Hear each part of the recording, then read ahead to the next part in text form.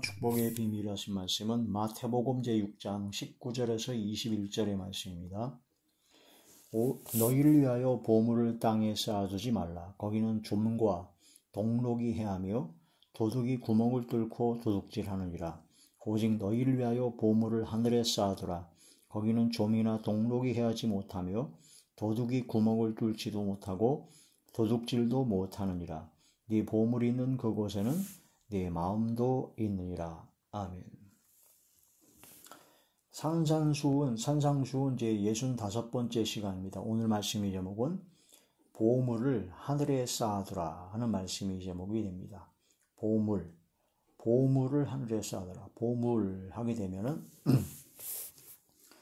마태복음 6장 19절에서 21절에는 보물을 하늘에 쌓아두라 하셨는데 그 다음 말씀에 보게 되면은 24절에 보게 되면요. 마태복음 6장 24절 한 사람이 두 주인을 섬기지 못할 것이니 혹 이를 미워하고 저를 사랑하거나 혹 이를 중히 여기고 저를 경히 여김이라. 너희가 하나님과 재물을 겸하여 섬기지 못하느니라. 그래서 하나님과 재물을 겸하여 섬기지 못한다고 하셔가지고 이 보물이 무엇을 뜻하는가? 바로 재물이다 라고 아예 정확하게 보충으로 설명을 하신 겁니다. 그래서 재물, 돈을 사랑함이 일만 악의 뿌리가 됩니다. 사람들은 돈을 사랑하여 그 돈을 쌓아두길 원하죠. 그래서 재물을 쌓습니다. 재물을 쌓는데 그 쌓는 그런 모든 재물이 누가 거둘는지 알지 못합니다. 언제 어떻게 나갈지 모르죠. 병으로 나갈지 또 도둑질을 당할지 또 뺏김을 당할지 강도를 만날지 또 내가 아무리 쌓아뒀다 하더라도 그 모든 것이 내 후손에게 갈지 안 갈지도 모르고 그 부자가 3대가 못 가잖아요. 그런 것처럼 그 막 재벌집에서 막 자살하는 경우도 생기고 재벌 2세 3세들이 타락상을 통해서 그 모든 쌓아놓은 재물이 흩어지는 것도 보고 여러 가지가 많습니다.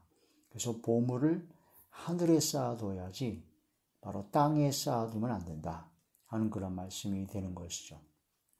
그래서 보물, 이 세상에 있는 모든 사람들이 가장 귀하게 여기는 보물은 재물입니다. 돈입니다. 그 세상 사람들은 말합니다. 돈으로 안 되는 것이 무엇이 있느냐? 돈으로 안 되는 것이 무엇이 있냐 하면서 돈을 쫓아갑니다.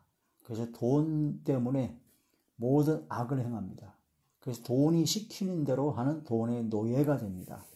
그래서 하나님과 재물을 겸하여 섬기지 못한다. 사람들은 재물을 섬기는 자들이 많다. 그래서 예수님을 믿고 믿음으로 구원받은 하나님의 자녀들은 나의 모든 것은 하나님의 것이라는 그런 청지기적 믿음과 신앙으로 변화가 되죠.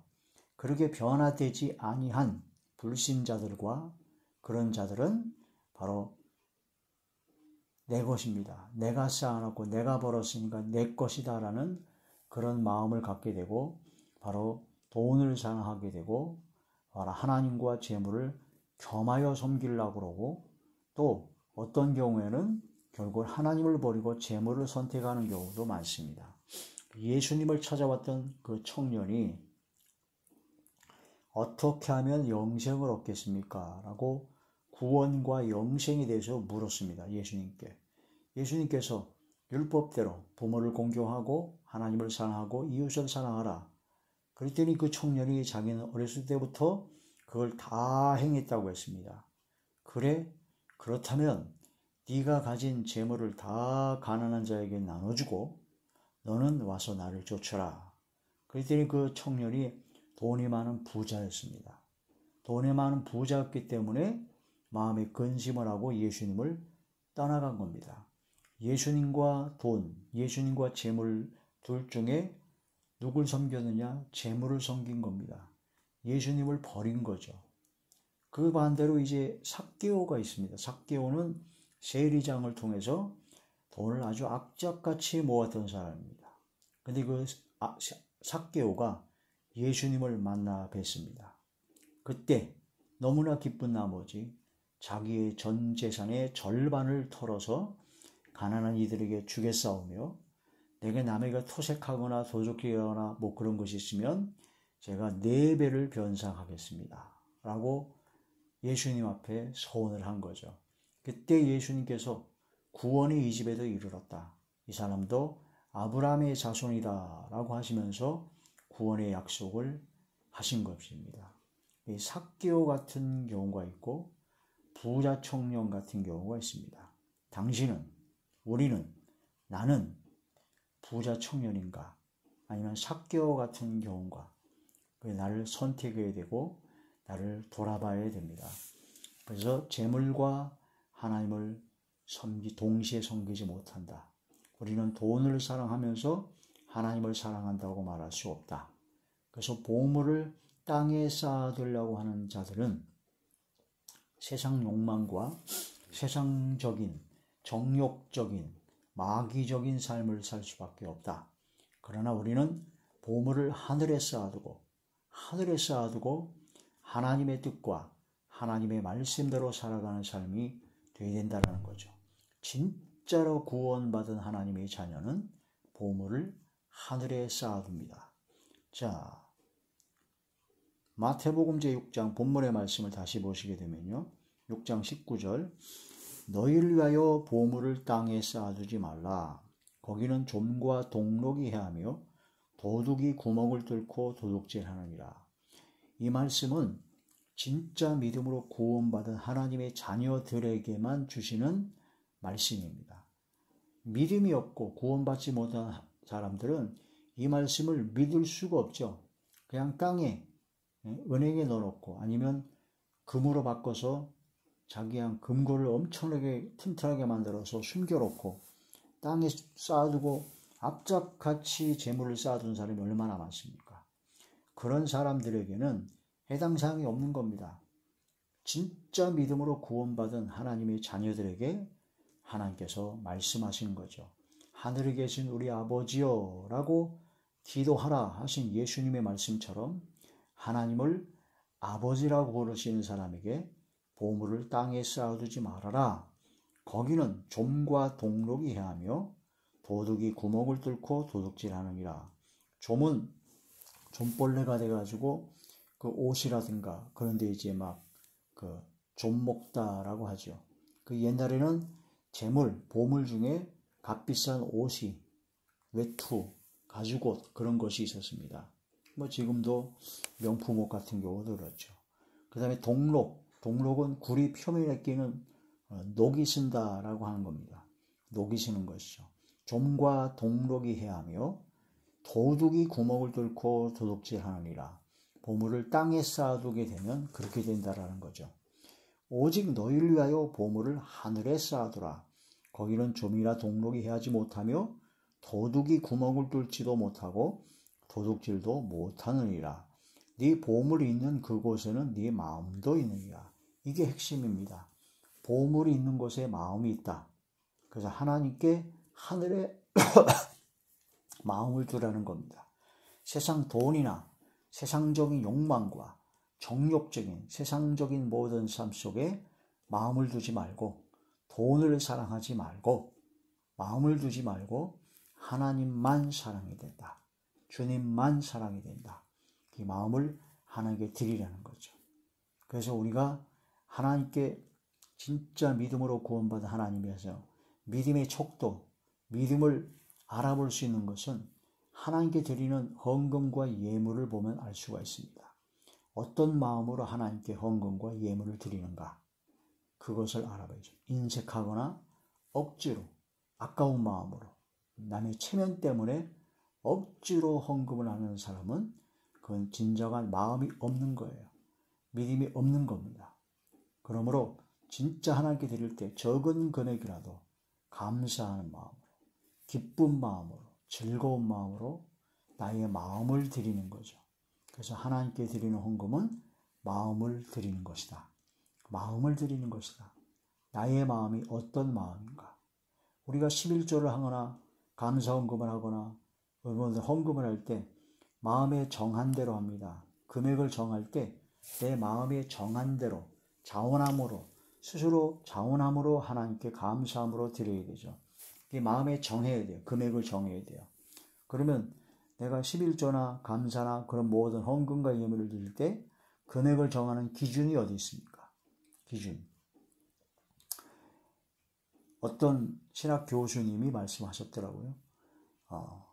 어떤 사람한테 결혼식 청첩장이 왔는데 그 사람에 대해서 내가 축의금을 얼마를 보내야 될 것인가. 그 기준이 어디 있냐. 그렇게 됐을 때 그 사람과의 관계를 생각한다는 거죠. 진짜 가족 같은, 진짜 나의 생명을 건져준 사람 같은 경우는 나의 전 재산을 들여도 아깝지가 않죠.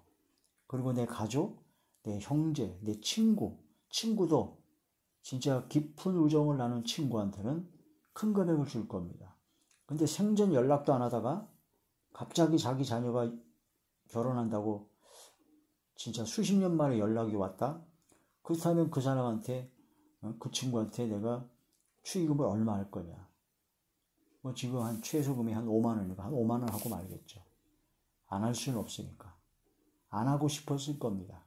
안 하고 싶지만 나중에 그 친구가 내 자녀가 또 결혼할 때 그 친구한테 품앗이로 받기 위해서라도 한 5만 원이라도 할 겁니다. 이게 바로 관계성이다라는 거죠.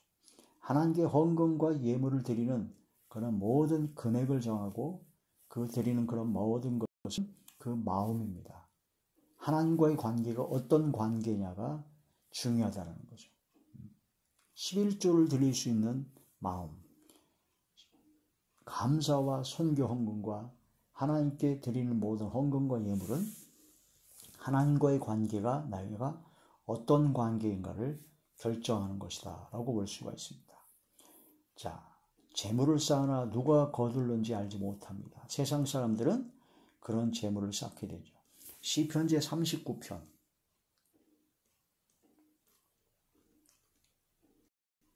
시편 제 39편 6절의 말씀입니다. 진실로 각 사람은 그림자같이 다니고 헛된 일로 소란하며 재물을 쌓으나 누가 거둘는지 알지 못하나이다. 아무리 재물을 쌓아도 누가 거둘는지 알지 못합니다. 어떤 목사님이 이런 얘기를 하시더라고요. 11조를 하나님께 드리지 못하는 사람은 없다. 근데 11조를 하나님께 드리지는 못해서 11조는 다 하고 있다라고 얘기를 합니다. 그래서 자기 교회는 전 교인이 11조를 하고 있대요. 한 명도 빠짐없이 11조를 하고 있는데 어떤 사람은 하나님께 드리는 사람이 있고 어떤 사람은 병원에 갖다 드리는 사람이 있고 어떤 사람은 경찰서, 어떤 사람은 도둑놈한테 다 11조를 한다는 거죠. 11조를 하긴 하는데 하나님께 드리는 사람이 있고 병이 나서 병원비, 약값으로 다 나가는 사람이 있고 자식이 사고를 치다 그런 거여서 경찰서에 다 나가는 사람이 있고 누구나 어쨌든 간에 11조는 다 드리고 있다. 우리는 하나님께 드려야 된다. 하나님께. 그게 바로 보물을 하늘에 쌓아두는 것이다. 억지로 옮겨지고 악착같이 모으고 해도 이게 누가 거둘는지 알지 못해요. 병원에서 가져갈는지 경찰서에서 가져갈는지 그걸 알 수가 없는 것입니다. 인생 연수가 70이요 강건한 80입니다. 화살같이 날아갑니다. 아무리 오래 살아도 90세, 100세를 넘기기가 어렵습니다. 지금 이제 얼마 남았습니까? 100세를 기준으로 해서. 짧은 인생을 살면서 보물을 하늘에 쌓아둔 사람이 있고 보물을 땅에 쌓아둬서 전전긍긍하는 사람이 있습니다. 영원한 생명을 바라보는 진짜 믿음으로 구원한 하나님의 사람은 다릅니다. 히브리서 9장 27절에 사람은 한 번 죽는데 죽고 난 후에 심판이 있다는 것을 말씀하시고 계십니다. 이것이 믿어지는 사람은 한 번 죽습니다. 100년 이전에 내가 태어나서 100세 이전에 무조건 죽죠. 그 후에 심판이 반드시 있다. 그 심판에 우리가 보물을 하늘에 쌓아둔 내 마음을 하나님께 드린 그런 사람이 있는 반면에 보물을 땅에 오직 마음이 땅에만 있는 땅의 일만 생각하는 그런 자들이 저희의 신은 배요 바로 땅의 것만 생각하는 십자가의 원수로 생각하는 사람들이 있다라는 거죠. 그런 자들은 심판을 받게 된다는 겁니다. 우리는 생명의 부활을 받게 되고 그런 자들은 심판의 부활을 받게 된다는 거죠. 이것을 깨닫고 아는 사람은 보물을 하늘에 쌓아두는 겁니다. 마음을 하나님께 두는 겁니다. 하늘에 둔다는 거죠. 그래서 보물을 하늘에 쌓아두는 첫 번째 방법은 가난한 자를 불쌍히 여기고 선행을 하는 겁니다. 그래서 가난한 자를 불쌍히 여기고 선행을 하는 것을 하나님께 구워드린다고 하십니다. 그래서 하나님께서 빚을 졌다 라고 하시면서 하나님께서 반드시 갚아주신다고 약속하십니다. 가난한 자를 불쌍히 여기면. 잠언제 19장 잠언제 19장 17절의 말씀입니다. 가난한 자를 불쌍히 여기는 것은 여호와께 구워드리는 것이니 그의 선행을 그에게 갚아주시리라. 가난하고 궁핍하고 어려운 사람들은 하나님께서 창조하시고 하나님께서 불쌍히 여기는 사람들입니다.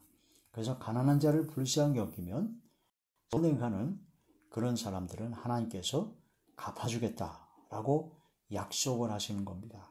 그래서 우리 주변에 가난하고 어렵고 궁핍한 그런 사람들을 발견하면 하나님께 꿔드려야 됩니다.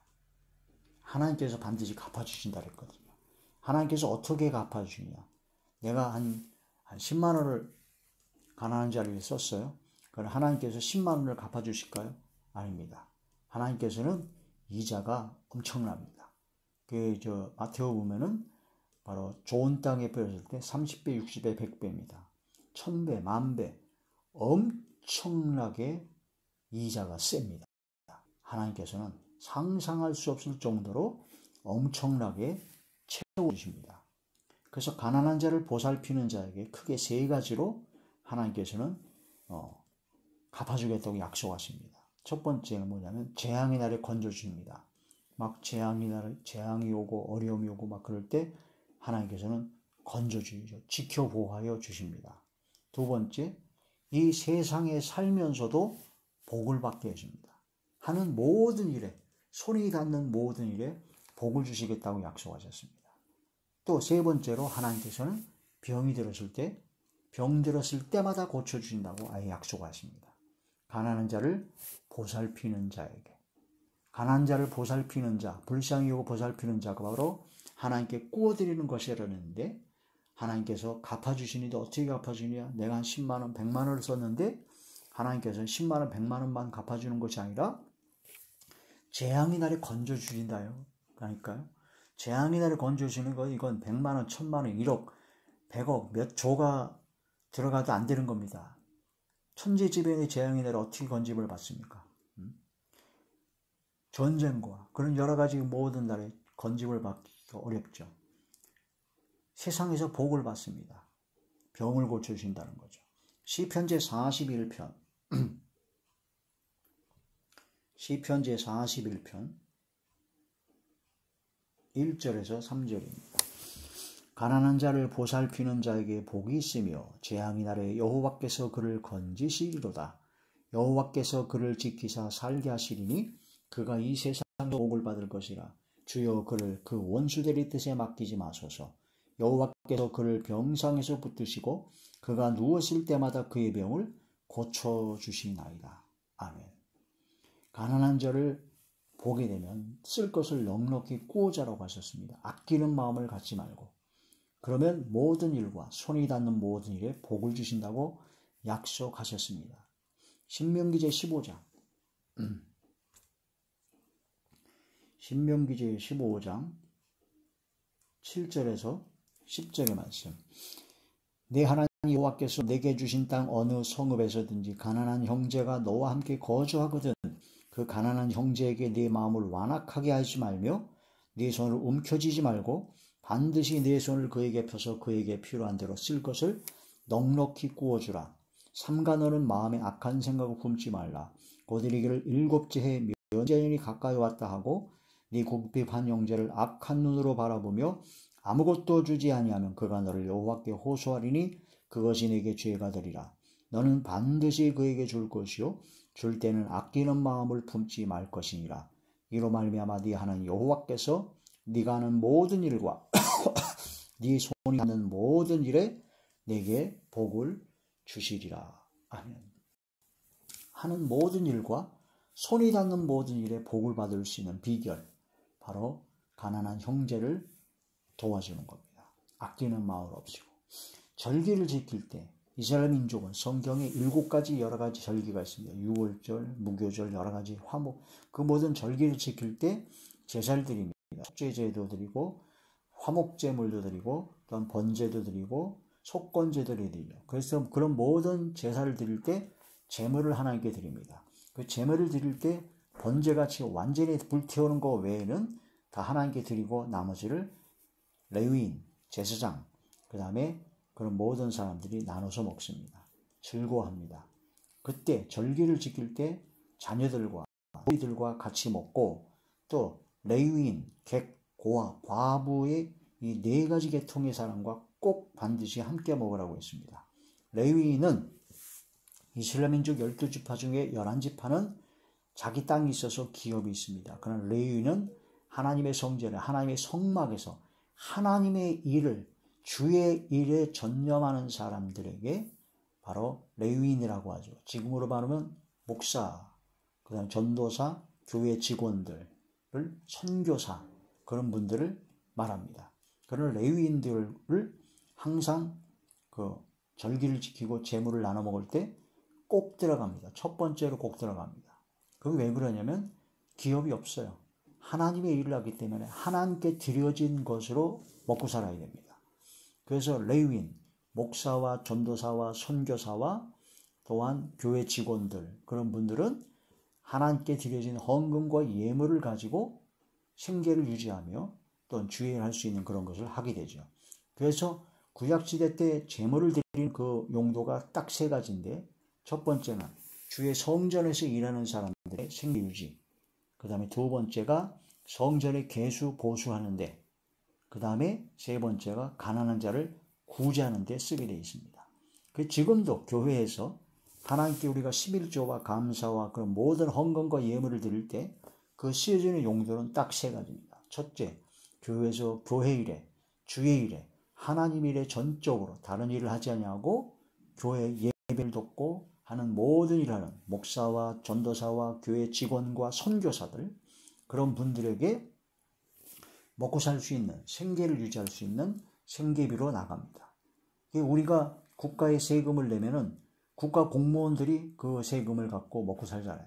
그런 것처럼 우리가 하나님 일을 하기 위해서 필요한 전적으로 하나님을 하는 그런 사람들에게 보수, 사례를 드리게 된다. 그게 첫 번째 용도고요. 헌금과 예물. 그거 용도가 만약 없으면 하나님 일을 할 수가 없죠. 공무원들이 월급 안 주고 그러면 공무원 그 일 할 수 있습니까? 전혀 못합니다. 일을 시켜놓고 월급을 주지 않는 악덕업주가 되면 되겠습니까? 하나님께서 그런 악덕업주입니까? 전혀 그렇지 않습니다. 하나님께서는 하나님의 일을 하는 하나님의 자녀들, 레위인들, 제사장들에게는 너는 하나님이 내가 바로 너의 기업이다 라고 말씀을 하십니다. 그러니까 하나님께 드려진 모든 것은 하나님의 일을 하는 레위인들이 먹게 되어 있어요. 그런데 이스라엘 민족이 하나님께 절기를 지키고 하나님께 제물을 갖고 와야 되는데 제물을 안 갖고 와요. 그러면은 살 수가 없는 거죠. 레위인들이 그래서 절기를 지킬 때 항상 제물을 나눠 먹는 그런 속에서 꼭 들어갔습니다. 그 다음에 객, 나그네를 말합니다. 고아, 부모가 없는 고아죠. 과부, 남편이 없는 과부는 당시에 가장 가난하고 어려운 사람들이었습니다. 이런 사람들과 함께 즐거워하라. 그럴 때 모든 일에 복 주실 것이다. 그래서 교회를 다니고 예수님을 믿는 믿음의 사람들은 특별히 주의 종들에게 바로 교회 목사와 전사와 교회 직원과 선교사들에게 아주 특별하게 마음을 쓰고 바로 도와주고 그렇게 하는 것이 바로 이 성경적인 바로 복받는 비결, 보물을 하늘에 쌓아두는 것이다 라고 할 수가 있는 것입니다. 신명기 제 16장 신명기 제 16장 14절에서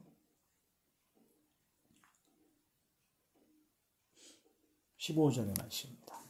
절기를 지킬 때에는 너와 네 자녀와 노비와 네 성중에 거주하는 레위인과 객과 고아와 과부가 함께 즐거워하되 네 하나님 여호와께서 택하신 곳에서 너는 이레 동안 네 하나님 여호와 앞에서 절기 지키고 네 하나님 여호와께서 네 모든 소출과 네 손으로 행한 모든 일에 복 주실 것이니 너는 온전히 즐거워할지니라. 아멘. 그래서 손으로 하는 모든 일에 복을 주시는 바로 보물을 하늘에 쌓아두는 사람들이다. 11조와 봉헌물, 11조 하나님의 것이라고 그랬고, 봉헌물, 하나님께 드려진 모든 제물, 받들어서 드려지는 모든 헌물, 제물이죠. 그런 11조와 봉헌물은 하나님의 것입니다. 그래서 11조를 안 드리고 봉헌물을 안 드리는 것은 하나님의 것을 도적질했다라고 말씀을 하십니다.